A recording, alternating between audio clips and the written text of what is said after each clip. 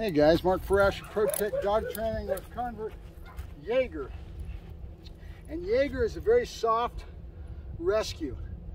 And they got found on the freeway, that kind of thing. I have no idea how old the dog was, but you can see that the dog is totally soft, doesn't want to take any food. And this dog's been with me. There she goes. Right when I start talking to the screen and not trying to see him, he starts to take food. It's kind of funny. If I'm talking to somebody else, then I'm distracted. That's when he'll take food. Otherwise, he doesn't.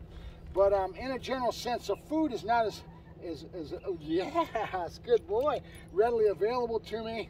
Although I'm going to probably starve him. I didn't give him a meal last night. I wanted to keep him hungry for today. So I'm going to go probably starve him a little bit today, work him again tonight, maybe feed him a light meal and try to use food if I can. But so Jager has a problem. Jager, his problem is his pack.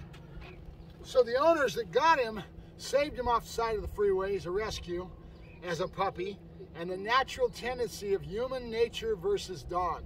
We've talked about this before lately, and recently we've been discussing this. How much is in conflict with our natural instincts and our drives and who we are as a human versus the dog. The dog is a dog, they're not a human, okay? So that's why you hear dog trainers always talk about dog psychology. That's what we're trying to relate to, the fact that there's a difference between the human drives and what we are wanting and attracted to versus the dog, right? So that being the case, the biggest enemy in my mind and many, many years of experience is this nature to coddle, to want to love on. Okay, and so this dog found on the side of the freeway. The gentleman has a daughter. This is the daughter's dog, and she's a young lady that got into the dog. And of course, being a female, her nature is more of coddling and wanting to. And it's not always the case. There's guys that do the same thing, believe me. But in a nutshell, that nurturing is a killer. Okay, it's something that can stunt your dog's growth and ends up having a tendency to create a very weak, dependent dog. In my world, I don't want a weak, dependent dog. I want a strong, very confident, outgoing dog that's agile, that has confidence within themselves and can go out and do the jobs that I need them to do without any fear, because fear is the killer, right? That's why we're always talking about that word that I hate, socialization. That has now become a word in my mind that is created by society, that now society, notice what happens when I'm paying attention to something else. When I wanted to talk to you and yakking at you, then he took the food. So all this stuff is kind of related to it. But so in a nutshell, fear is our biggest enemy. So how do we make sure that we have a very strong, confident dog that has no fear in their mind and in their attitude, that fear gets in our way of trying to work with the animal? Because fear, like I said, is a killer, right? A dependent, fearful, weak dog, mentally and physically weak dog, is not a good thing. I want a confident, outgoing, strong dog, right? So how I treat this dog is very important. If I coddle the dog too much, if I give it too much, oh, you're the babies, you know, and that's what happened. This dog was found on the freeway, and right away that tendency for human nature to coddle and to nurture this animal created a very weak animal. And now you can sit there and you can blame the dog for that because the dog's been through all this trauma and, oh, the poor dog. But reality and truth, when you have a dog like that, if you had any situation like that, make sure that you take yourself to a point that you're going to try to give this dog strength, and you're going to try to get them to grow through and become and overcome that trauma. And it's not done by nurturing, okay? That's the biggest thing you have to understand. It's how you treat this animal that matters. Treat them like they're a big dog. After a while, this means nothing to the dog. Right now, that's probably trauma because the dog has never been treated that way. It doesn't mean you need to be abusive. It just means you need to have an attitude of building strength with how you treat the animal, okay? And so it's important. So I don't know how well Jager is going to come back at 4 years of age. He's 4 years old now, right? And his biggest problem, why they brought him to me, is that they have a pack, 4 or 5 dogs in the home, and this dog is having a problem getting along with another older terrier that's been in the family for a while, and so is Jager. And all of a sudden now this pack dynamic starts to change because this dog is getting old. Before, the older dog would keep him in his place and there was no conflict, okay? And then all of a sudden, as that dog gets older and a little bit more frail, dogs are constantly vying for hierarchy within the pack. And they will have body language, things that go on a daily process, and they'll have a balanced pack, and all of a sudden that older dog starts to get old and still acting like a young dog, and this dog getting older says, haha, I got your number, you're getting a little old, and boom, okay, now we start to have a problem with our pack interplay, right?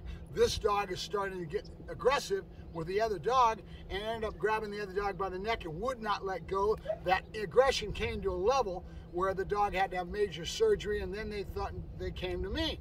They still love their dog. They don't want to lose the dog. They want to make sure that they balance this pack interplay.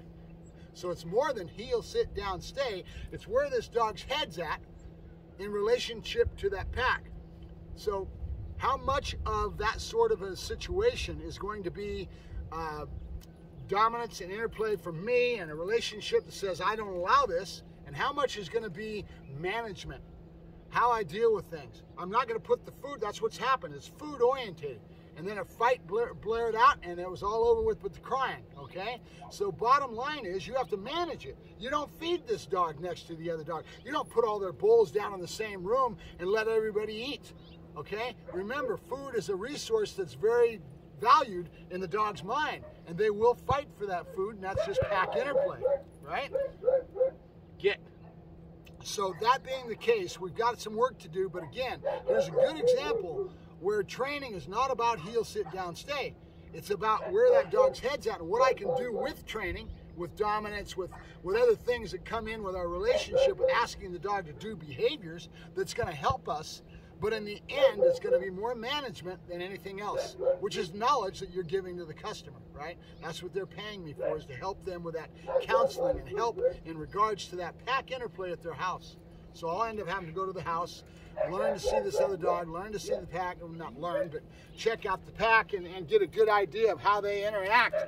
And then we're trying to get them some management tools that allow this not to happen again, right? But my biggest goal is to try to educate the owner, which is a young lady that's got this dog, so that she learns and grows, and then anything I teach her, she can use for the next dog, right? So that's what I'm going to try to do with Jager, and I've been having a hard time because Jager hasn't wanted food. We had to get through the fear because he's very fearful. It took me a few days for him to loosen up. Now he's loosened up, and we're getting some work, so now we're going to start traveling with him a little bit, see how he does. I haven't done much with him. Come on, good, come on, hop, hop, come on. My choke chain is way too big, so we need to go pick a better choke chain. But he's a soft little guy. He's got a little bit of minor aversions on right about turns and some other things, and he'll be right in there. But there's a reason we're doing it, right? So we're going to teach him enough behaviors that give us that interplay with the dog that gets me to ask him to do things and for him to comply for those things and to understand what I want, so he has that pack interplay that I'm going to use towards my relationship with the dog, that's going to be used to dovetail into my education of the customer, right? Because without the customer and educating them, I can get the dog to work, spin on his head and do all kinds of fancy stuff. But is it going to do them any good? It's their situation at their home and their pack and their relationship with their dog that matters more than anything else, and how they manage it and how they deal with the situations that come at them on a daily basis. Because I can almost tell you that it didn't need to happen. But it was their ignorance, which is not a bad word, just a lack of knowledge, right? Their ignorance that caused the problem. They need to learn and grow and understand this, right? So nurturing, coddling, oh, my little baby. Women do this a lot more than men, but men do it too. And when you do that, you make a weak animal, okay? Think about it. You want a strong child? You want to raise a child? At the end of the time period, that child gets to 18 years of age. You want them to go out and face the world and be a strong individual so they can handle anything that comes at them, and you know you've done your job as a parent because you've raised a very strong, healthy child, okay? It's the same thing with a dog. There's no difference in my mind, right? I want the same things out of this dog. I want a strong, outgoing, very stable, well-developed animal that can be a benefit to my home and my family, right? So coddling, my message with this video is that coddling and nurturing creates a weak animal, Okay, it's not that you can't have. My dog sleeps on my bed, snuggles with me all the time. Off. Okay, there's compartmentalized. I love the hell out of my dog.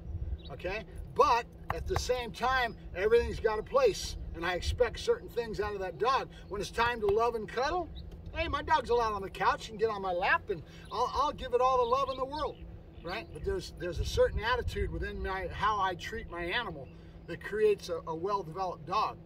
I don't just do that, and that's my whole nature, and that's all I do. You're going to create a very weak, insecure animal that's not a benefit to your home and your family, as far as I'm concerned, right? If I want that, I guess I'll go get myself a little Lhasa Apso or something I can do that with, and create a neurotic mess. And I've seen it many times. I call it small dog syndrome, right? Why does a small dog act like a small dog? Because most of the time it's because the owner. Oh, my little Snookums, my little baby. You will ruin a dog faster than anything else if you do that, right? Good boy, Jager, good. All right, Mark Ferrasci, Protect Dog Training, signing off. Have a good day.